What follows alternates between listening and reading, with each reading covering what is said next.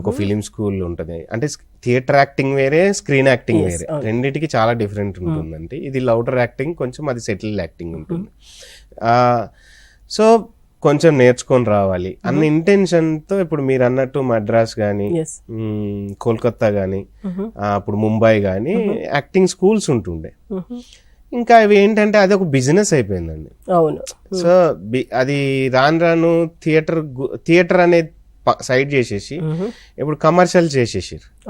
Commercial చేసేసరికి ఆ theatre అనేది ఉంటది. ఇప్పుడు ముంబైలో ఉంది. మీరు చూడండి, ముంబై కానీ ఢిల్లీ కానీ మీకు ఎన్ఎస్డిలో చేసిన వాళ్ళు మీకు బాలీవుడ్ లో చాలా మంది కనపడుతుంది. నవాజుద్దీన్ సిద్దికీ కానీ, అనుపమ్ కౌర్ కానీ, వీళ్ళందరూ చాలా మంది థియేటర్ చేసి వచ్చిన వాళ్ళు. సో అక్కడ కల్చర్ ఆల్రెడీ ఉంది.